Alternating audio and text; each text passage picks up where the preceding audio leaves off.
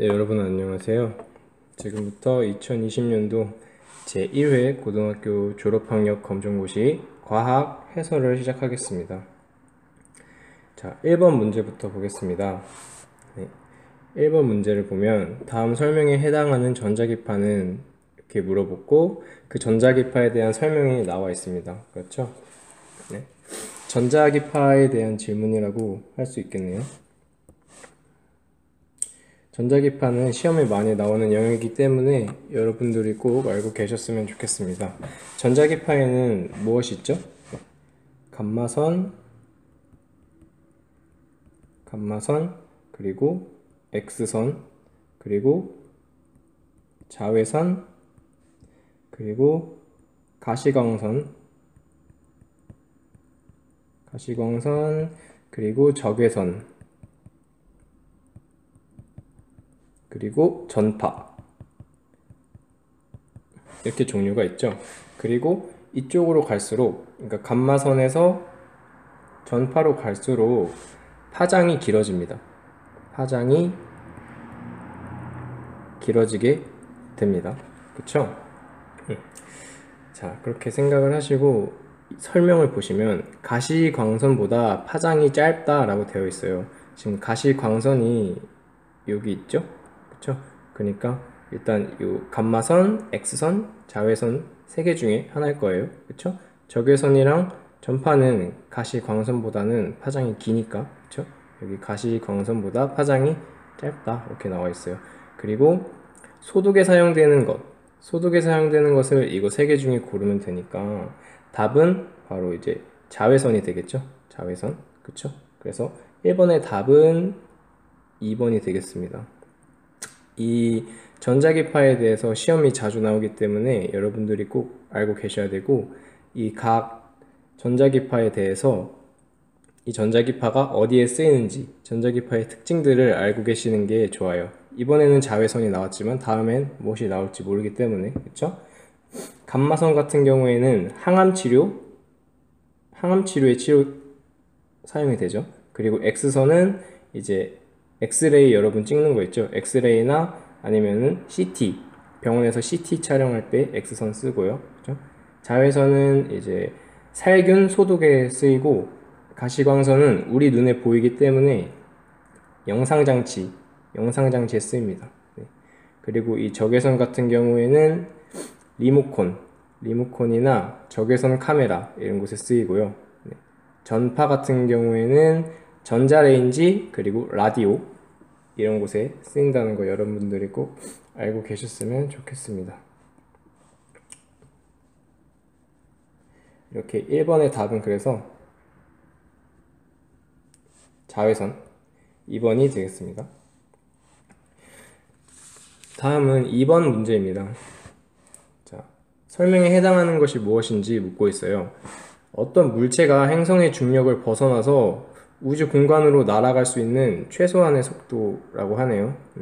그러니까 행성은 물체를 잡아당기는 중력을 가지고 있죠. 그쵸? 근데 그 물체가 그 중력을 이겨내고 우주 공간으로 날아가는 거죠. 행성 주위에 중력에 의해 지금 어떤 물체가 잡아당겨지고 있는데 이걸 이기고 이 물체가 슉 벗어나는 거예요. 그쵸? 그리고 질량과 반지름에 따라서 달라진대요. 무엇에? 행성에. 네. 이것을 무엇이라고 하냐면 바로 우리는 행성의 탈출 속도라고 합니다. 행성의 탈출 속도라고 하는데, 행성의 탈출 속도의 뜻이 무엇이냐? 바로 중력을 벗어나서 우주 공간으로 날아갈 수 있는 최소한의 속도. 네. 그러니까 이 말과 같은 말이죠. 중력을 벗어나 우주 공간으로 날아갈 수 있는 최소한의 속도를 바로 우리가 행성의 탈출 속도라고 합니다. 네. 그러니까 행성을 탈출하기 위해서는 이 최소한의 속도를 가지고 있어야 우리가 중력을 이겨내고 행성에서 탈출을 할 수 있다는 얘기죠. 네. 그래서 이 탈출 속도는 식으로 나타낼 수 있는데, 식으로 나타내면 이 속도 V는 루트 EGM R분의 2gm이 됩니다. 여기서 g가 중력의 세기고요. g는 중력의 세기. 네. 그리고 m은 바로 여기 나와 있죠. 행성의 질량과 반지름에 따라 달라진다라고 나와 있죠. 이 말이 왜 있냐면은 이 식에서 m이 행성의 질량입니다. 행성의 질량. 그리고 여기 있는 R 있죠. R이 바로 행성의 반지름이 되는 거죠. 그래서 이 행성의 반지름이 작을수록, 그렇죠? 여기가 분모에 있으니까 반지름이 작고 행성의 질량이 클수록, 행성의 질량이 클수록 결국에는 요 탈출 속도가 증가를 하게 되고, 그만큼 우리가 탈출을 하기 위해서 더 큰 속도가 요구되는 것이죠. 이해하셨겠죠? 네. 그래서 답은 4번이 되겠습니다. 2번의 답은 4번이 되겠습니다.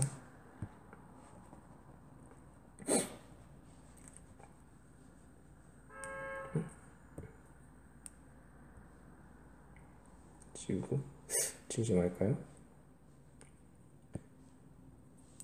자, 다음은 3번입니다.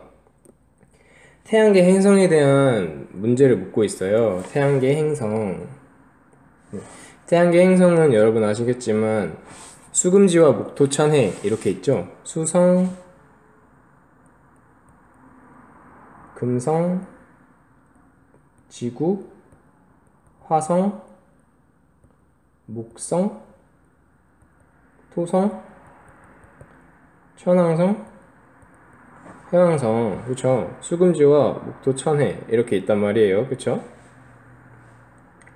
자, 여기서 이놈이 무엇일까를 한번 보는 거예요. 그쵸? 딱 보시면 고리가 있어. 고리. 고리 하면은 여러분들이 바로 이제 토성이 나오셔야 합니다. 네. 이 태양계 행성에 대한 특징을 제가 말씀을 드리면, 이 수성 같은 경우에는, 수성은 대기가 거의 없어요. 대기가, 즉 공기가 거의 없다. 그리고 금성은 이 공기층이 두꺼운 이산화탄소로 덮여 있습니다. 두꺼운 이산화탄소 대기층. 그리고 지구는 여러분들이 아시다시피 생명체가 살고 있고요. 그쵸? 우리가 생명체가 살고 있고 물이 있습니다. 물. 그리고 화성 같은 경우에는 물은 없지만 물이 있던 흔적이 있어요. 물이 있던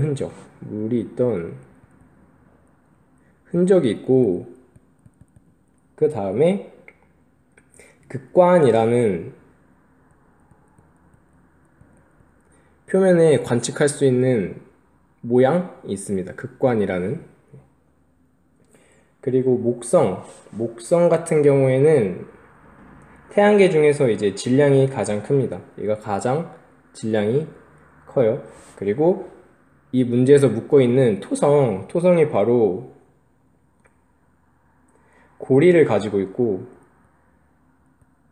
그 다음에 태양계 행성 중에서 토성이 밀도가 가장 작습니다.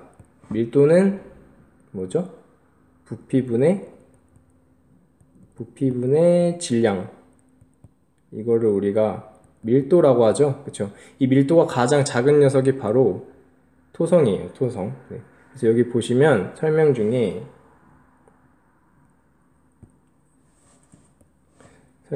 밀도가 가장 작다 나와 있죠. 밀도가 가장 작다. 그쵸?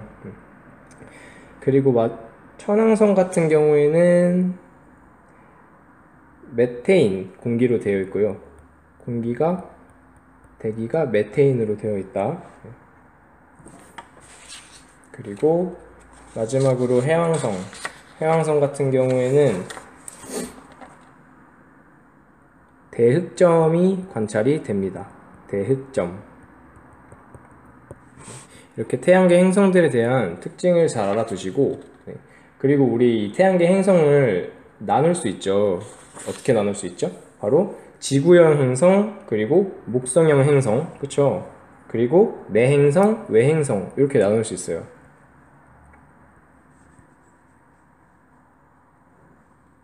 그래서 지구를 기준으로 지구 안쪽에 있는 수성과 금성, 얘를 우리가 내행성이라고 하고, 지구 바깥쪽에 화성, 목성, 토성, 천왕성, 해왕성, 얘를 우리가 외행성이라고 할 수 있습니다.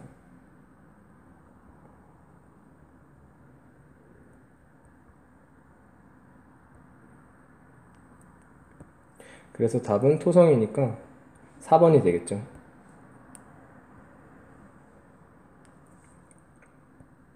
자, 다음은 4번 문제입니다. 4번 문제를 보시면 지금 행성이 태양 주위를 공전을 하고 있어요. 이 녀석이 행성이고, 지금 보면 이 화살표 방향을 따라서 이렇게 태양 주위를 공전하고 있는 모습이에요. 네. 이에 대한 설명으로 옳은 것만을 고르라고 했네요. 자, 기억을 보시면 공전 궤도는 타원이다. 네. 맞죠? 보시면은 공전 궤도가 지금 제가 방금 그린 이 타원이란 말이죠. 그쵸? 찌그러진 원을 우리가 타원이라고 하잖아요. 그쵸? 원은 찌그러져 있으면 안 되죠. 그죠? 그러니까 공전 궤도는 타원이다. 이 말이 맞습니다. 그리고 A의 위치는 근일점이다 라고 나와 있어요. A가 지금 이 공전 궤도 상에서 이 위치를 말하고 있죠. 이 위치. A가 지금 여기니까 이 근일점이란 말은 태양에서 가장 가까운 지점을 말해요. 가까운 지점. 그러니까 가까운 지점이면은 지금 A는 태양과 가장 먼 지점이죠. 네. 그래서 먼 지점이라서 이것은 우리가 근일점이라 부르지 않고 원일점이라고 부릅니다. 원일점. 근일점이 되려면은 행성이 여기 있어야겠죠. 태양과 가장 가까운 이곳에 있어야 여기가 근일점. A는 원일점. 그쵸? 그래서 A의 위치는 근일점이다 라는 니은의 보기는 틀린 것이 되겠습니다. 그리고 자, 공전 속도의 크기를 물어봤어요. 공전 속도 얼마나 느리고 빠르냐. 이 공전 속도는 태양과 가까워질수록 빨라집니다. 태양과 가까울수록 공전 속도는 증가하게 됩니다. 그러니까 근일점에서 제일 빠르겠죠? 그쵸? 그리고 원일점에서는 제일 느리겠죠? 태양과 가장 머니까. 그죠? 그래서 공전 속도의 크기는 일정하다라는 말은 결국 틀린 게 되고 4번의 답은 그래서 기억 1번이 되겠습니다. 이 문제도 굉장히 자주 나오는 문제인데요. 이게 바로 방금 설명한 이게 바로 케플러의 법칙이죠. 케플러의 법칙. 케플러의 법칙 3개 있죠. 첫 번째로 뭐죠? 타원궤도 법칙이라고 해가지고 행성은 태양 주위를 타원으로 공전한다. 이게 타원궤도 법칙이었고, 그쵸? 2번은 뭐였나요? 2번은 면적 속도 일정의 법칙.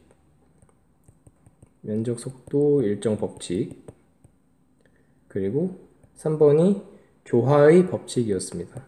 조화의 법칙. 여러분 교재로 나와 있을 테니까 케플러의 법칙에 대해서 꼭 눈여겨보시면 좋겠습니다. 자, 다음은 5번으로 넘어가겠습니다.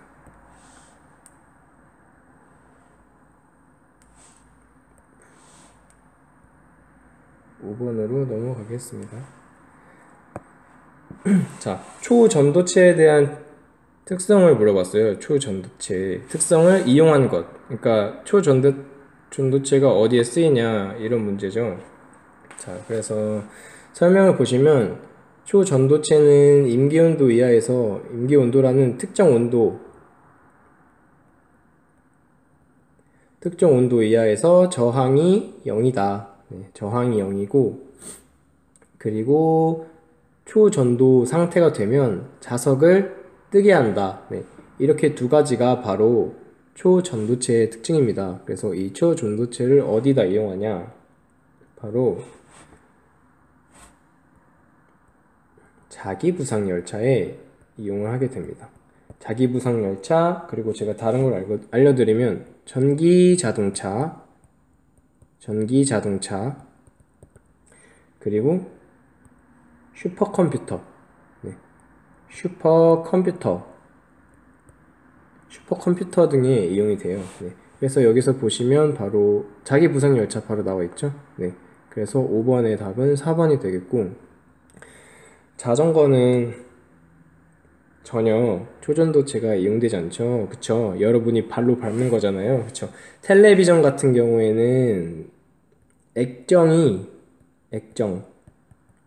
이 화면 우리가 액정이라고 하잖아요. 액정이 이용되는 게 바로 텔레비전이고, 신용카드 같은 경우에는 자성이 이용됩니다. 신용카드에 보시면 이 마그네틱 부분이 있어요. 그쵸? 그게 바로 자성을 이용하는 거거든요. 네. 자성은 바로 자석과 관련된 성질이에요. 네. 그래서 다른 보기도 이 정도로만 알아두시고, 초전도체도 많이 나오니까 초전도체 말했던 특징, 여기 나와 있는 두 가지, 그리고 자기부상열차, 전기자동차, 슈퍼컴퓨터, 이렇게 세 개 꼭 외워두세요.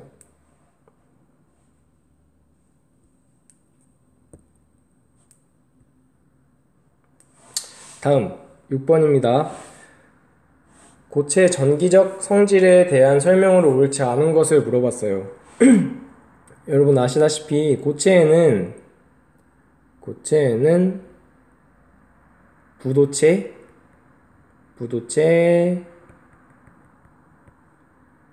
도체, 반도체, 이 정도로 우리가 나눌 수 있잖아요. 여기에 포함해서 방금 했던 초전도체까지 우리가 고체를 이렇게 전기적 성질로 이렇게 구분을 할 수 있어요. 네. 성질은 무엇이냐면은, 도체는 전류가 잘 흘려요. 네. 하지만 부도체는 전류가 흐르지 못해요. 그리고 반도체는 전류를 흐르는 능력이 이 부도체와 도체의 중간 정도라서 우리가 반도체라고 합니다. 그래서 다음 중 고체의 전기적 성질에 대한 설명으로 옳지 않은 것, 1번부터 보게 보시면 철과 구리는 금속이죠. 이 금속은 바로 이 도체에 속하는 대표적인 고체예요. 금속이. 네. 그래서 이 철과 구리는 금속이기 때문에 부도체이다라는 말은 틀린 거죠. 도체죠, 도체. 철과 구리는 부도체가 아니라 도체다. 그래서 6번의 답은 1번이 되겠습니다. 왜냐면은 옳지 않은 것을 물어봤기 때문이죠. 2번을 보시면 도체는 전류가 잘 흐르는 물질이다. 맞죠? 3번 부도체는 전류가 잘 흐르지 못하는 물질이다. 맞죠? 그리고 4번 반도체의 전기적 성질은 도체와 부도체 중간 정도다. 네, 맞습니다. 6번은 쉬우니까 이렇게 넘어갈게요.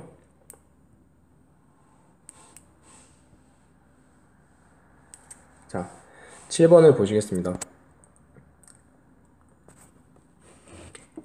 7번을 보시면 산소 분자의 전자 배치를 나타냈어요. 보시면은 여기 산소 원자 하나, 산소 원자 하나, 이렇게 두 개가 결합을 해서 지금 산소 분자 O2, 이 전체가 바로 O2가 되는 거죠. 이것을 유념을 하시고 문제를 보겠습니다. 보시면 이 산소는 공유결합 물질이죠. 공유결합.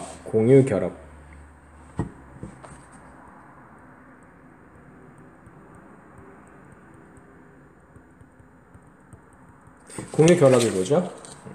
공유 결합은 바로 원자과 전자를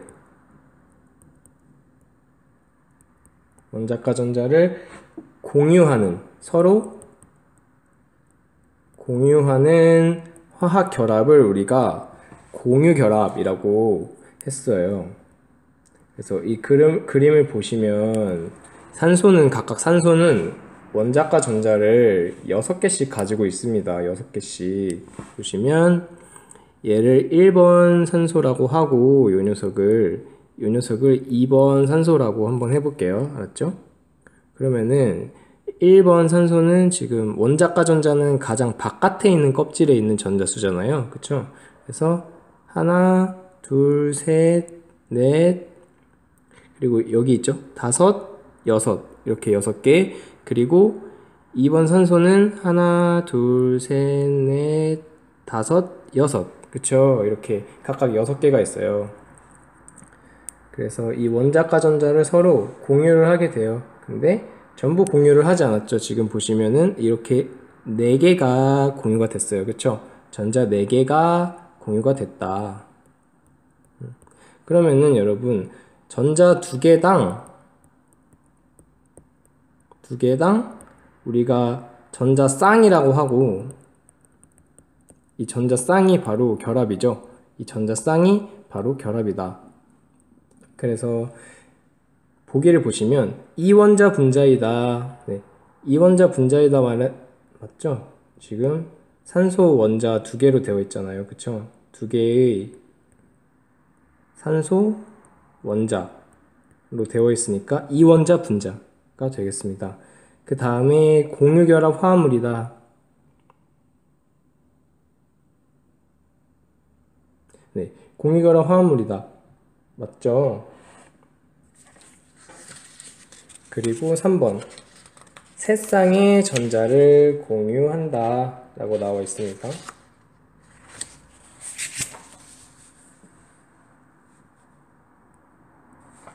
세 쌍의 전자를 공유한다. 아니죠. 2쌍이죠. 2쌍. 세 쌍이 아니라 2쌍이 되겠고요. 그쵸? 네.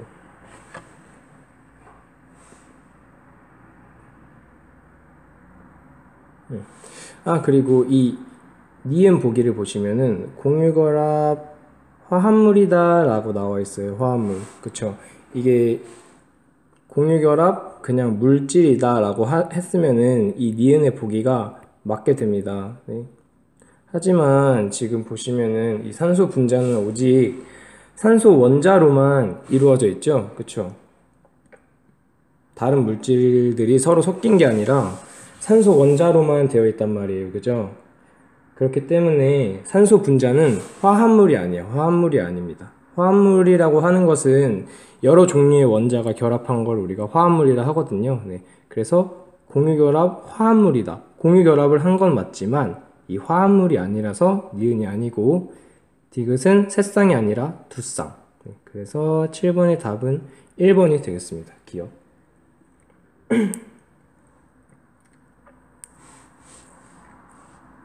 다음은 8번입니다. 지금 수소, 얘가 수소죠. 수소, 헬륨, 리튬, 그리고 탄소에 대해서 원자과 전자 배치를 나타냈어요. 지금 1쪽 원소를 고르라고 했죠. 원소끼리 이렇게 짝지은 것이니까. 1쪽 원소의 가장 큰 특징이 뭔가요, 여러분? 1쪽 원소는 바로 원자과 전자가 바로 한 개죠. 원자과 전자가 한 개다. 원자과 전자가 한 개인 것을 보시면 지금 수소 한 개죠. 그리고 헬륨은 2개죠. 헬륨은 2개. 그리고 리튬은 보시면은 이 안에 있는 껍질의 전자는 원자과 전자가 아니에요. 그쵸? 가장 바깥쪽에 있는 껍질의 전자가 원자과 전자란 말이죠. 그쵸? 그래서 1개. 탄소는 4개. 그쵸? 그래서 이 수소와 리튬이 1쪽 원소가 되겠습니다. 그래서 8번의 답은 2번이 되겠습니다. 다음 9번. 9번에 보시면 의약품에 대한 다음 설명에 해당하는 물질은 무엇이냐 이렇게 물었죠. 자, 분자량이 만 이상이다. 분자량이 만 이상으로 매우 크다. 이걸 우리가 뭐라 했지? 이걸 바로 우리가 고분자 물질이라고 했습니다. 고분자 물질. 네. 그래서 9번의 답은 여기 보기를 보시면 바로 고분자가 있죠. 그래서 어렵지 않게 풀 수가 있어요. 바로 이 고분자 물질에 대한 정의가 분자량이 만 이상으로 큰 물질이니까 바로 고분자 물질 이렇게 고를 수 있습니다. 나머지 특징들을 보시면 고분자 물질은 나일론 그리고 합성고무 이런 물질들이 바로 고분자 물질이고, 이제 작은 분자가 이제 반복적으로 결합해서 분자량을 만 이상까지 키워주는 거예요. 계속 결합을 해서 많은 수의 작은 분자가 계속 결합을 해서 분자량이 만을 넘길 정도로 커지면 그걸 우리가 고분자 물질이다 라고 합니다. 그래서 9번의 답은 2번이 되겠습니다. 다음은 10번 문제입니다. 의약품에 대한 문제죠. 의약품에 대한 문제고, 자, 옳지 않은 것을 물어봤어요. 설명으로 옳지 않은 것. 자, 해열제. 여러분, 해열제는 우리가 열이 날 때 먹는 거죠. 그래서 체온을 높이지 않아요. 열이 나는데 체온을 높이면 안 되지, 그쵸? 그래서 체온을 낮추는 효능을 갖고 있기 때문에 바로 10번에 1번을 고를 수 있겠네요. 그리고 2번 진통제. 진통제는 우리가 몸이 아플 때, 머리 아플 때, 그리고 어디가 좀 아파서 그거를 좀 진정시키고 싶다 할 때 우리가 진통제를 먹죠. 그래서 몸의 통증을 덜 느끼게 해준다. 네. 그리고 제산제. 제산제는 우리가 위액이 너무 나와서 속이 쓰릴 때 먹는 거예요. 이 위액에 바로 이 위산이 들어있거든요. 이 위산 때문에 우리가 속이 쓰린 거예요. 그래서 과다하게 분비된 위산을 중화시켜서 속이 안 쓰리게 해주는 것을 우리가 제산제라고 하죠. 그리고 항생제는 마지막으로 몸속 세균을 죽인다. 그래서 염증을 치료하죠. 그래서 10번의 답은 1번. 11번을 보겠습니다. 자, 화석연료에 대한 설명으로 옳지 않은 것을 물어봤어요. 화석연료는 뭐죠, 여러분? 화석연료는 동물이나 식물 유해가 이제 오랜 시간이 지나서 만들어진 에너지 자원, 그러니까 즉 에너지 자원을 우리가 화석연료라고 하죠. 에너지 자원인데, 동물이나 식물의 시체, 그러니까 유해가 오랫동안 이제 열과 압력을 받으면은 바로 이 화석 연료가 됩니다. 그쵸? 이 화석 연료의 특징은 뭐가 있을까요? 화석 연료의 특징은 바로 탄소와 수소로 이루어져 있다는 거. 그쵸? 탄소와 수소로 이루어져 있고, 그 양이 한정적이다. 한정적. 그러니까 무한하게 존재하지 않고 언젠가는 다 떨어진다, 이 소리예요. 그리고 바로 종류에는 석유, 바로 석유, 석탄 이런 것들이 있습니다. 자, 한번 볼게요. 보기를 보시면 매장량이 한정되어 있다. 이 설명은 맞죠? 그리고 연소할 때 산소 기체가 주로 발생한다 라고 나와 있어요. 이때는 바로 이 화석연료는 탄소와 수소로 되어 있기 때문에 산소 기체가 주로 발생하는 게 아니라 주로 발생하는 기체는 이 탄소와 산소가 만나서 CO2, 이산화기체가 발생하게 됩니다. 우리가 연소를 할 때는 산소와 결합을 하잖아요. 그쵸? 그래서 이 탄소와 산소가 만나서 이산화탄소 기체를 발생한다. 그래서 옳지 않은 것 답은 2번이 되겠네요. 2번. 그쵸?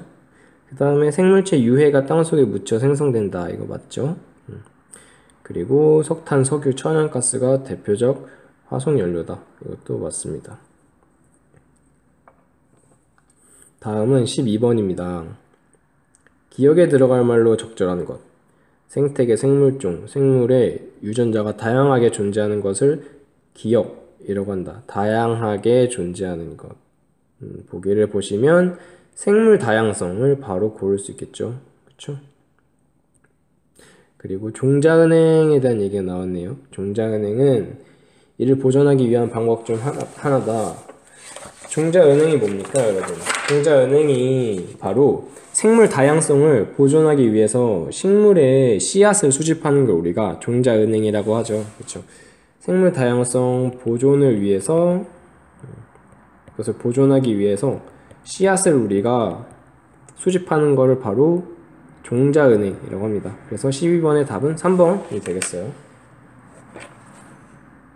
자, 13번으로 넘어가겠습니다. 13번입니다. 에너지원. 영양소를 물어봤어요. 영양소. 영양소 우리가 크게 주영양소랑 부영양소 이렇게 나눌 수 있죠. 그쵸? 주영양소는 뭐죠? 주영양소? 주영양소는 우리가 몸의 에너지원으로 쓰이는 영양소를 우리가 주영양소라고 했고, 부영양소는 뭐였죠? 부영양소는 에너지원으로 쓰이지는 않지만 물질 대사에 도움을 주는 영양소를 우리가 부영양소라고 했습니다. 자, 다음 설명에 해당하는 영양소는 무엇인지 한번 볼게요. 주요 에너지원으로 쓰인다. 주요 에너지원으로 쓰이니까 당연히 주 영양소가 되겠네요. 그쵸? 에너지원으로 쓰이는, 여기에는 탄단지가 있어요. 탄수화물, 단백질, 지방, 이렇게 에너지원으로 쓰이는데 주요로 쓰이는 건 바로 요 탄수화물이 되겠습니다. 1g당 약 4kcal 열량, 이것도 탄수화물. 그쵸? 탄수화물. 그리고 밥, 국수, 빵, 이것도 탄수화물. 그래서 답은 3번 탄수화물이 되겠네요. 단백질도 4kcal가 맞아요. 1g당 4kcal인데 고기나 생선 이런 데 많이 들어있죠. 달걀 이런 곳에 많이 들어있습니다. 그래서 13번의 답은 3번이 되겠습니다. 자, 다음은 14번입니다. 다음 설명에 해당하는 것 이렇게 물어봤어요. 여러분이 이 그림을 보고 바로 알 수가 있죠. 이 그림을 보고 바로 염색체잖아 이렇게 바로 알 수가 있어요. 염색체. 그래서 답은 4번. 설명을 보시면 염색4가 응축된 형태다 라고 되어 있어요. 그쵸? 염색4는 사실 이런 실 모양인데 얘네가 엉키고 엉켜서 바로 이 그림처럼 되면 그걸 우리가 염색체라고 하죠. 그리고 염색체의 특징은 바로 유전물질이 있다 이거죠. 유전물질이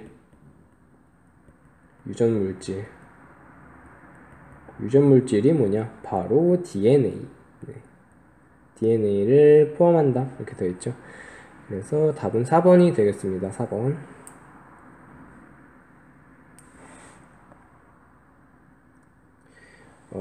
14번에서 다른 보기도 살짝 보시면 항체 같은 경우에는 이제 항원이랑 항원 항체 반응을 일으키죠. 항원 항체 반응을 일으키는 걸 우리가 항체라고 하고, 효소는 우리 몸의 물질 대사에 반응 속도를 올려줍니다. 반응 속도가 올라가면 물질 대사가 더 활발하게 일어나겠죠. 그렇죠? 그리고 세포막은 세포를 감싸고 있는 막이에요. 막이라서 이 세포막을 통해서 물질의 출입이 일어납니다. 막을 통해서 물질의 출입이 일어나게 되죠. 네. 영양분도 들어오고 노폐물도 나가고 이렇게. 이 정도만 알아두시면 될 것 같습니다. 자, 다음은 15번입니다. 자, 딸이 가지는 염색체 구성이라고 물어봤어요. 딸. 네. 여러분, 사람의 염색체는 총 46개가 있어요. 46개가 있는데 이 중에서, 그러니까 46개니까 23쌍이 있습니다. 이 중에서 22쌍을 우리가 상염색체라고 해요. 상염색체는 남녀가 동일하게 가지고 있는 염색체예요. 그리고 나머지 한 쌍, 23쌍 중에 상염색체를 제외한 나머지 한 쌍을 우리가 성염색체라고 합니다. 이 성염색체에 의해서 남자와 여자가 구분될 수 있는 거예요. 네. 이 한 쌍이 어떻게 다르냐? 여자는 XX 이런 성염색체를 가지고 있고 남자는 XY 이런 성염색체를 가지고 있어요. 그래서 딸이 가지는 거는 당연히 지금 상염색체 44개의 성염색체는 XX를 가지게 되겠죠. 그래서 15번의 답은 3번이 되겠습니다. 아들은 44에 더하기 XY를 가지겠죠. 네. 그리고 이 그림을 보셔도 지금 딸이 지금 이 그림을 분석을 하면 이렇게 아빠한테서 22개 플러스 X 엄마한테서 22개 플러스 X를 받았으니까 44 플러스 XX가 되겠죠. 다음은 16번입니다. 병원체에 대한 질문이네요. 병원체에는 바이러스, 세균, 곰팡이, 원생동물 이런 것들이 있는데 지금 보기에 다 나와 있죠. 세균, 곰팡이, 바이러스, 원생동물. 근데 여기서 숙주 세포 밖에서 스스로 물질 대사를 할 수 없다. 이놈은 바로 바이러스입니다. 바이러스. 스스로 물질 대사를 할 수 없다. 이게 바이러스의 특징이에요. 네. 그래서 독감, 사스 같은 질병을 유발한다. 네. 그래서 바이러스. 그리고 세균은 스스로 물질 대사가 가능한 녀석을 우리가 세균이라고 하죠. 네. 그리고 원생동물은 우리가 단세포 진핵생물을 우리가 원생동물이라고 했습니다. 그리고 곰팡이 같은 경우에는 번식, 피부에 번식하거나 체내로 들어올 수 있는데 무좀 같은 애들을 우리가 곰팡이라고 해요. 네. 다른 병원체들도 알아두셨으면 좋겠습니다. 시험에 자주 나오는 영역이기 때문에 병원체의 종류와 특징에 대해서 꼭 알아두시기를 부탁드립니다. 다음은 17번입니다. 광합성에 대한 문제네요. 광합성. 광합성은 아시겠지만 엽록체에서 일어나죠. 일단 엽록체에서 일어나고 이산화탄소와 물이 이 햇빛 에너지를 통해서 포도당과 산소를 만들어냅니다. 이 포도당이 에너지죠. 에너지로 우리가 쓸 수 있는. 네. 자, 그렇게 다 보시면 질소 순환 과정이다 라고 나와 있어요. 그쵸? 근데 여기 식을 보시면 질소가 전혀 포함되어 있지 않죠? 그쵸?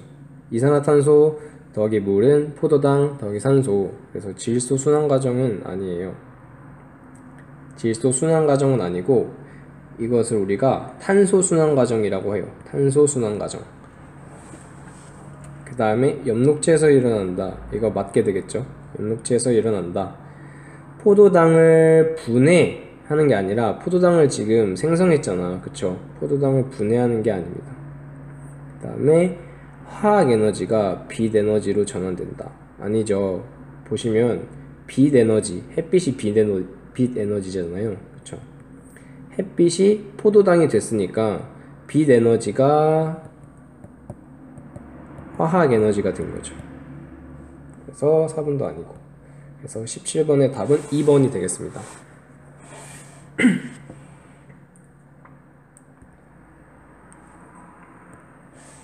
다음은 18번입니다. 에너지 대사. 에너지 대사는 우리 몸에서 에너지를 사용하는 작용을 우리가 에너지 대사라고 합니다.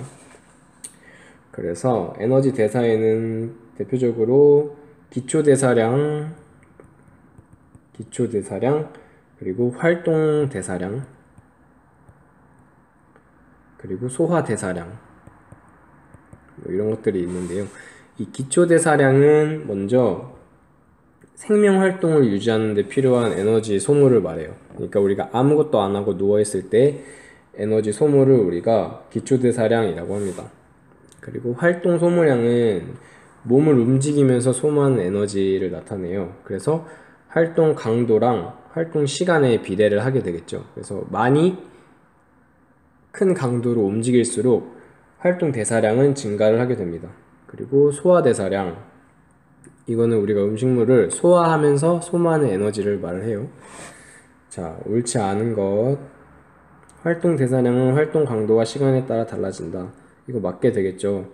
우리가 많이 움직일수록 에너지 더 많이 쓰잖아요. 그러면은 활동 대사량이 증가를 하게 되겠죠. 자, 기초 대사량은 나이와 성별 등에 따라 개인차가 있다. 네, 맞죠. 보통 평균적으로 나이가 젊은이일수록 노인보다 기초 대사량이 높고 남성이 여성보다 기초 대사량이 높습니다. 자, 기초 대사량은 생명 유지에 필요한 최소한의 에너지다. 그렇죠? 맞게 되겠죠. 에너지 소비가, 그러니까 이거 쓰는 양이죠. 에너지를 쓰는 양. 섭취보다 지속적으로 많으면, 섭취는 우리가 먹는 양. 그러니까 지금 우리가 먹는 것보다 더 많이 에너지를 사용하고 있는 거야. 그러면은 체지방이 증가가 아니라 감소해서 우리 살이 빠지겠죠. 체지방이 감소하겠죠. 그래서 18번의 답은 4번이 되겠습니다.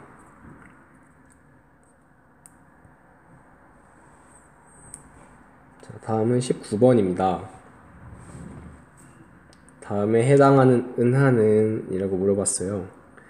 중심부에 막대 구조가 있다.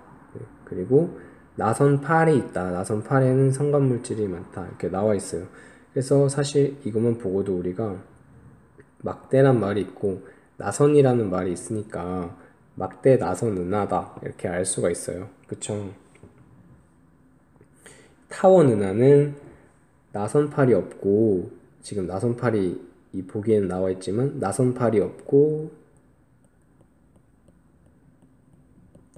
타원 모양의 은하를 우리가 타원 은하라고 하고, 불규칙 은하는 일정하지 않아, 일정한 모양이 없는 은하를 우리가 불규칙 은하라고 합니다. 그리고 정상 나선 은하는 이제 나선팔은 있지만 막대가 없어요. 막대가. 그걸 우리가 정상 나선 은하라 하고, 그래서 막대도 있고 나선팔도 있는 은하를 우리가 막대 나선 은하라고 합니다. 그래서 19번의 답은 3번이 되겠습니다. 이 막대 나선 은하에 바로 우리 은하가 속해 있죠. 우리 은하가 바로 막대 나선 은하입니다. 우리 은하에는 뭐가 있냐? 바로 태양계가 속해 있죠. 태양계. 태양계엔 뭐가 있죠? 바로 지구가 있죠. 네. 그래서 우리 지구가 속한 은하를 우리 은하라고 하고, 이 우리 은하가 바로 막대 나선 은하다. 네. 그래서 19번의 답은 3번이 되겠습니다. 자, 다음은 20번입니다.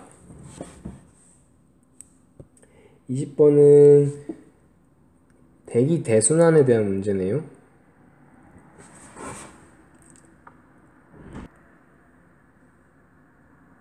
대기 대순환에 대한 문제입니다. 대기 대순환은 바로 이 지구를 덮고 있는 대기층이 있죠. 이 대기층이 순환을 하는 거예요. 보시면은 이 화살표 모양 있죠? 화살표가 지금 이렇게 가고 있잖아. 이게 바로 대기가 이동을 하고 있는 거예요. 이런 대기의 순환을 우리가 대기 대순환이라고 합니다.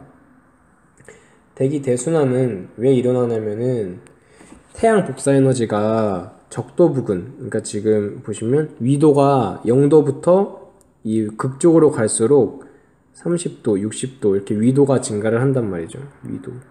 그럼 이 위도에 따라서 태양에서 오는 에너지의 양의 차이가 있어요. 그쵸? 차이가 있으니까 적도 부근에는 에너지가 많아지고, 이 북극과 지금은 북반구만 나타내어 있지만 그림을 그리면 원래 이렇게 생겼잖아요. 지구가.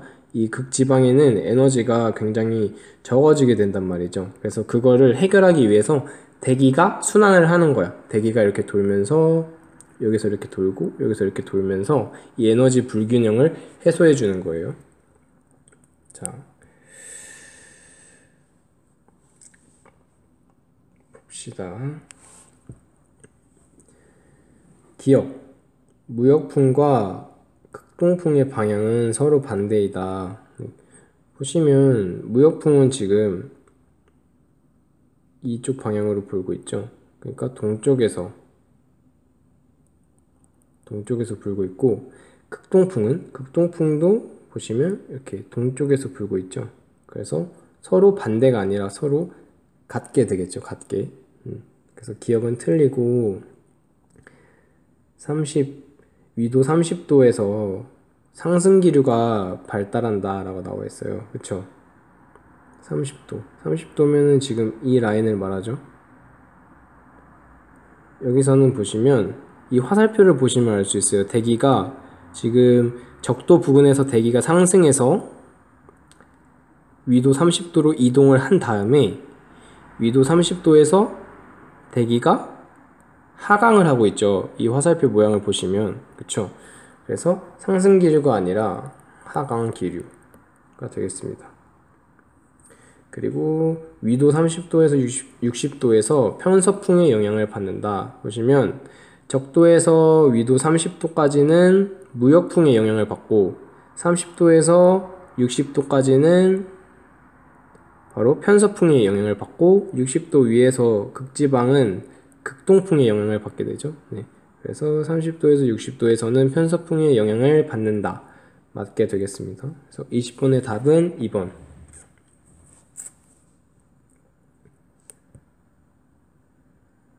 다음은 21번입니다. 빅뱅 우주론을 나타낸 것이다. 이에 대한 설명으로 옳은 것은 이렇게 물어봤어요. 빅뱅 우주론은 즉 이 우주가 최초의 한 점에서 시작됐다. 이게 빅뱅 우주론이에요. 이 한 점에서 시작을 했는데 대폭발이 일어나면서 이 우주가 계속적으로 팽창을 하고 있다. 이게 바로 빅뱅 우주론입니다. 지금 이 그림에서 나타난 것처럼 우주가 지금 점점 커지고 있어요. 원래는 요만했는데 대폭발이 일어나면서 지금 현재는 이렇게 커지고 있고 계속 커지고 있는 중이에요. 옳은 것을 물어봤습니다.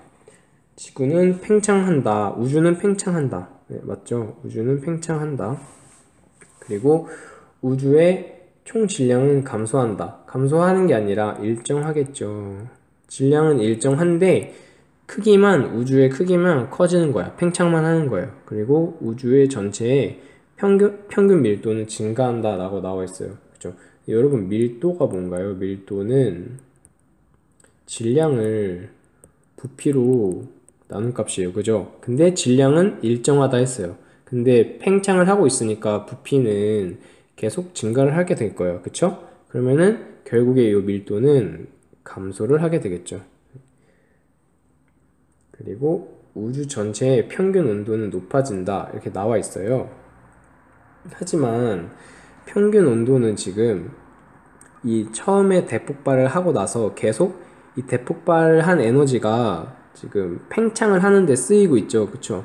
그러니까 에너지를 점점 쓰면서 평균 온도는 감소를 하게 될 겁니다. 그래서 21번의 답은 1번. 우주는 팽창한다가 빅뱅 우주론을 가장 잘 옳게 설명하고 있는 것이라고 말을 할 수가 있겠습니다. 자, 다음은 22번입니다. 다음 설명에 해당하는 것. 구급차가 다가올 때, 관측자가 소리를 듣는 사람이죠. 다가올 때는 사이렌 소리가 높게, 그리고 관측자로부터 구급차가 멀어질 때는 사이렌 소리가 낮게 들린다 라고 나와 있네요. 이에 대한 설명은 바로 도플러 효과죠. 도플러 효과. 도플러 효과는 파원이 다가오면